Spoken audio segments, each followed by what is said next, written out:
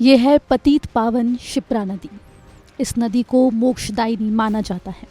भगवान महाकाल की नगरी से होकर गुजरने वाली इस नदी की हालत देख लीजिए। नदी की हालत ऐसी कि स्नान तो दूर, इसमें पैर रखने की भी हिम्मत नहीं होगी। ये वीडियो ऋणमुक्तेश्वर घाट का है, जहां पर ये साधु संत पहुंचे थे और नदी की हालत देखकर भड़क गए। सरकार और प्रशासन को चेतावनी देने लगे कि जल्द से जल्द शिप्रा जी को शुद्ध कर दो, नहीं तो फिर अच्छे परिणाम नहीं होंगे। आज सुबह लगभग 9 बजे से पूरा संत समाज उज्जैन का, संत महंत मंडलेश्वर सभी लोग सुबह से निकले हुए हैं और मुख्य 13 नाले जो हैं शिप्रा जी में आके डायरेक्ट मिल रहे हैं। इतनी गंदगी है कि वहाँ खड़े होने की हिम्मत नहीं पड़ रही संतों की।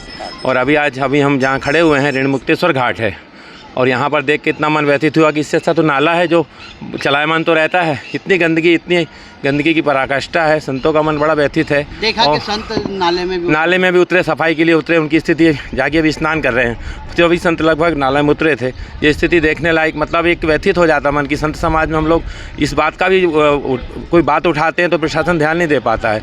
अनेक योजनाएं सरकार की, वहाँ खर्चा होगा, क्या होगा, मगर यहाँ कोई ध्यान नहीं दे पा रहा है कि शिप्रा शुद्ध हो। जहाँ पर पूरे विश्व के लोग आकर के शिप्रा जी में स्नान करने के लिए आते हैं। मुख्य तो स्नान का महत्व है, उस स्नान की क्या उसको देखने का भी मन नहीं होता। ये स्थिति अभी देखकर मन व्यथित हो रहा है। हाँ, मेरा नाम महंत मुनीश्वरन दास, रामानंद संत आश्रम उज्जैन। संत पूछ रहे हैं कि शिप्रा जी में बहने वाले नाले आखिर कब बंद होंगे। वो सवाल कर रहे हैं कि पीएचई के अधिकारी आखिर क्या कर रहे हैं।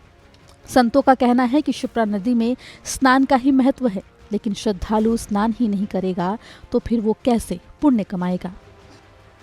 हम तो ये कहेंगे कि प्रशासन को ये पता ही नहीं है कि इतने गंदे नाले शिप्रा में मिल रहे हैं। ये पीएचई वाले करते क्या हैं? पीएचई वाले इतने अधिकारी हैं, उन्होंने कभी नहीं देखा।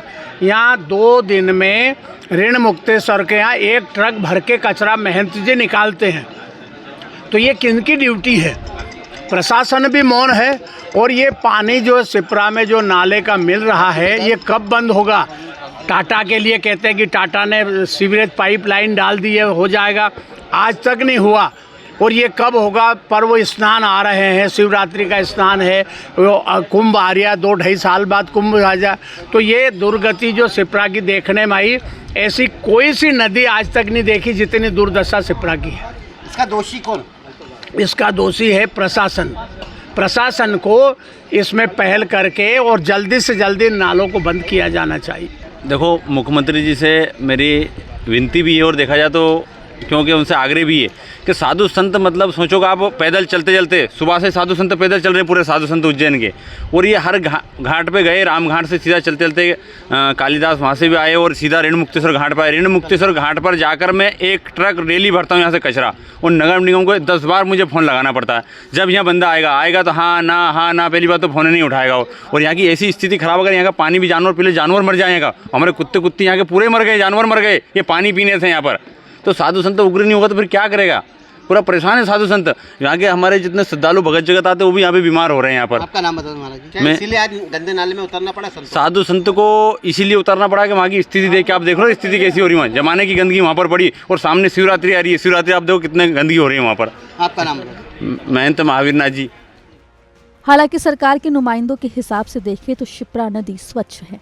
कई बार बैठकों में वे इसकी रिपोर्ट मध्य प्रदेश सरकार को देकर अपनी वाहवाही भी लूट चुके हैं। लेकिन शिप्रा कितनी साफ है ये तो आपके सामने है।